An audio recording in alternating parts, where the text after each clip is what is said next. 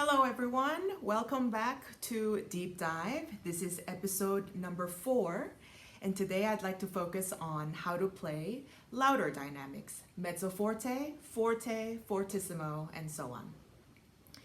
So when I look at the score and see forte, I know that the composer is signaling me to play loudly, but I think that's just the beginning.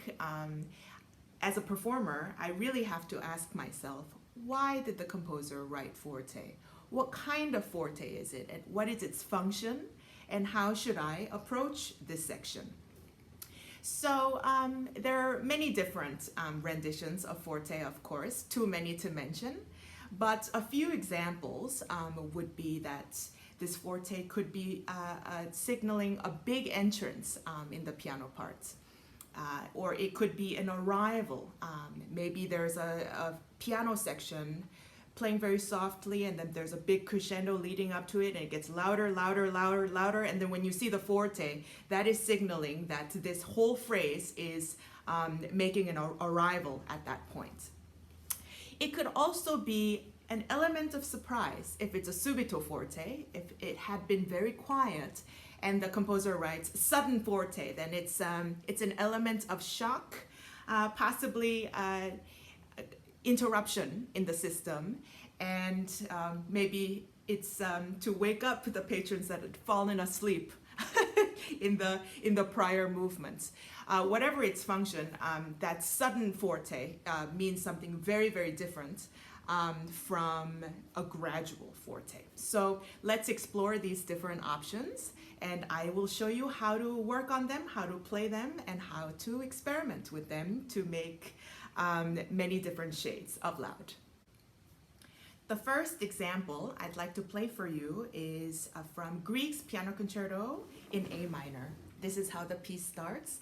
There is a rumble happening in the timpani section, going from pianissimo, and it gets loud very, very quickly, and then it crashes into this chord.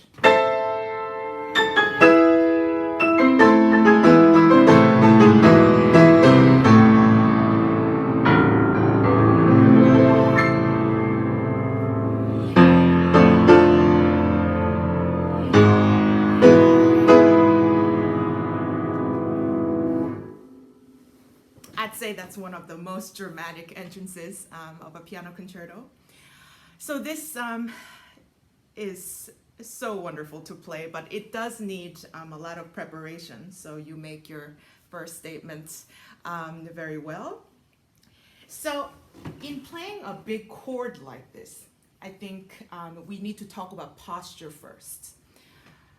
Make sure your shoulders are down, because if you do this, all of that power is sort of getting staying in your shoulder in a way instead of pouring down to the piano. So make sure your shoulders are as relaxed as possible. Your arms have to be heavy. Again, same as last episode when I played soft, the arms should be very heavy when you are weighing it. And always start from the key, because mainly because you can't be looking at your hands before you play. In this section, I have to be looking at the conductor and wait for his downbeat, and that's when I would play. So make sure your hands are already there. And what kind of fortissimo is it? I like to think of this as sort of we're in the darkness, and then with this chord, the light switch all the lights just come on in that split second. So it doesn't have actually any tension or weight.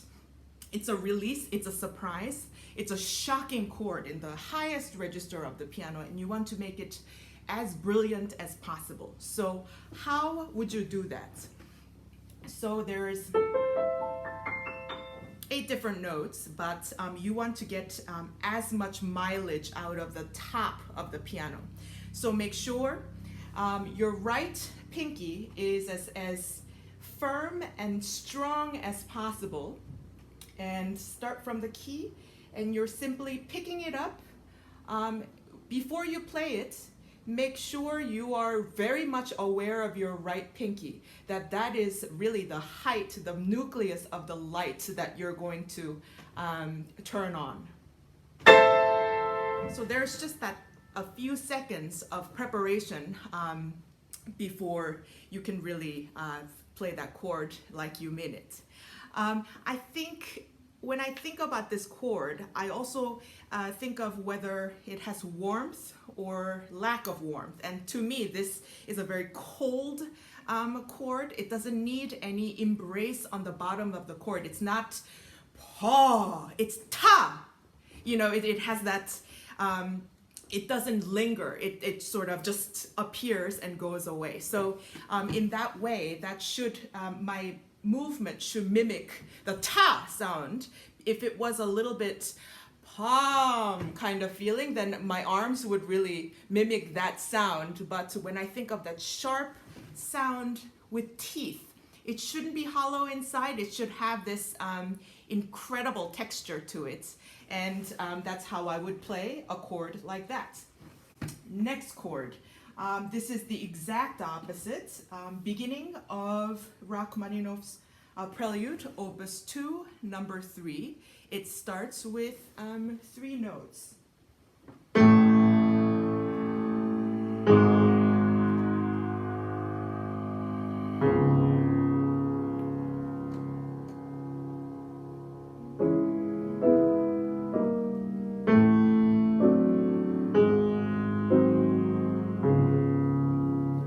Later, these 3 notes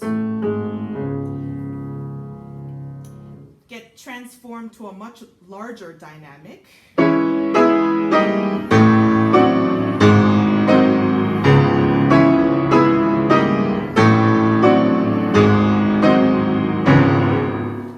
So of course it's on the opposite side of the piano, so it sounds very different, but it's also very contrasting in character.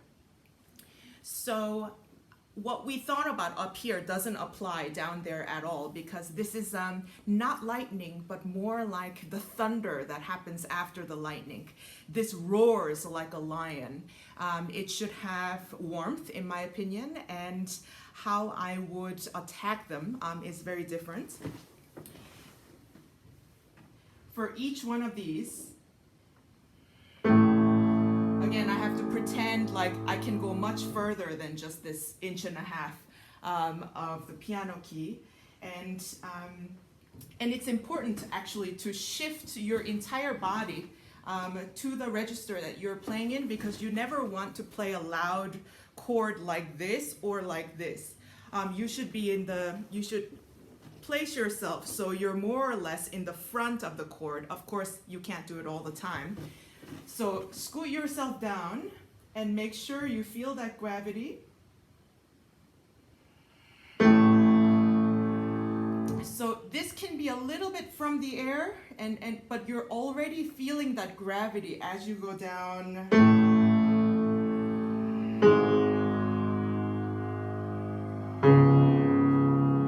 So it's a very different attack from what you were doing up here. What you want to prevent always when you're playing a larger dynamic is no banging.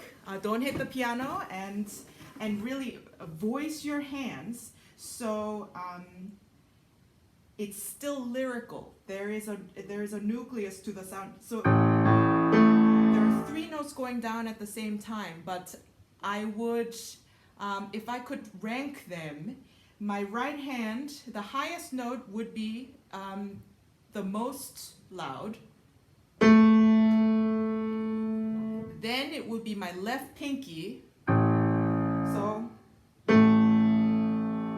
and then left thumb sort of exists on top of that as a little shadow,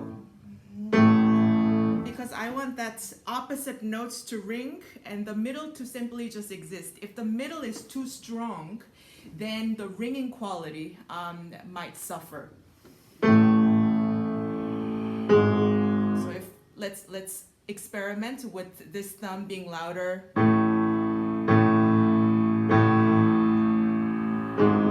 You might like that sound. It's something to experiment. All this voicing really changes the character of the forte, and I think it's really important that you decide exactly what shade that you're going for when you're playing a large passage like this. Next example I'd like to play for you is from the second movement of Rachmaninoff's third piano concerto.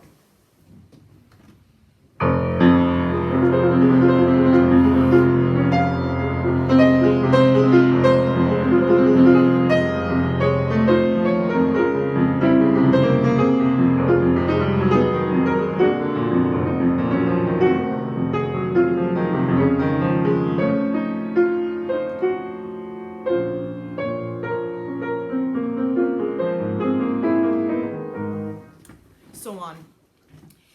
This is a very thick in texture. There's many different things going on. 3 lines to be exact. 2 lines are taken care of by the left hand and 1, 2, 3 of the right hand. And the melody is really singing only with the pinky of the right hand. So the point I want to make here is that just because you see forte, so this whole section's in forte and the pinky's written actually in fortissimo, so a level above the rest. Just because you see forte, don't get excited and start playing with everything you have. Everything is relative. So what comes before is a little bit softer, so whatever you do, if you just put your foot on the gas pedal a little bit, it'll roar like crazy, especially with the pedal down. So be careful if the figure is accompanimental or it's secondary and then there's a melody that needs to be brought out a lot more. Be careful with that forte because it should not be a real roar. It should always be in the shadows. Another example I'd like to play for you is from Tchaikovsky's first piano concerto. In the first movement, there is a small cadenza in the very beginning of the piece.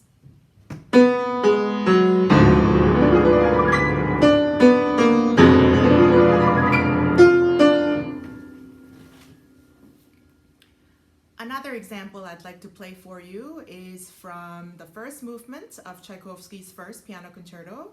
This is a little cadenza moment in the very beginning of the piece.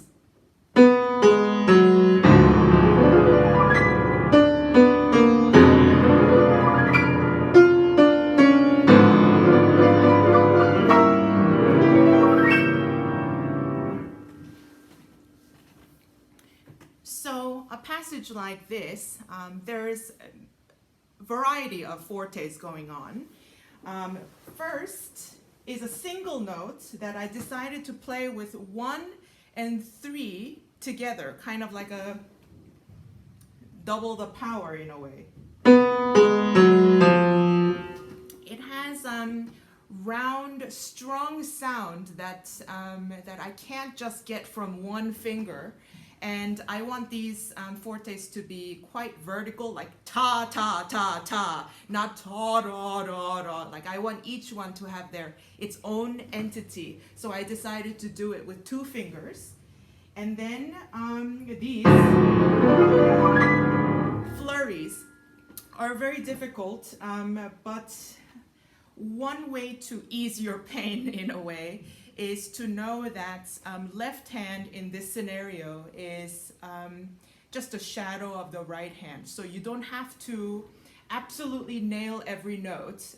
The right hand has to be sparkling and you need to really work on the right hand so it's there's no way you're gonna mess up the right hand. But left hand, that's not forte, but that's enough with the right hand going. It's much more brilliant, but just it's sort of like a little passenger that goes with the right hand, and you just need that smoke after the car drives away to be there, and them existing in that way makes right hand actually more brilliant. If they were the same dynamic, it could sound a little bit thick and clunky and would have more weight. Another thing I want to talk about is when you get to the top, I feel like pianists sometimes sort of start this passage and throw their hands like I hope it gets there, hope for the best. And then right around here, the crescendo stops going. But I really want this whole section to go that big flurry that makes the audience go like that, and that's really what the music requires. So how do you get that sound? I suggest not only making the top your destination, but pretend like the piano has 2 more octaves and you happen to just fall off the keys there. You have to sort of aim higher for that energy to keep going even in the silence. So you don't get to the last note like the bum, like you don't sit on the last note, but it's the yum. And then in that silence, there is that additional movement, and I think that makes it very exciting. So today we have explored different sections written in a higher dynamic and explored different techniques to achieve different characters within this higher dynamic. Hope it was helpful to you.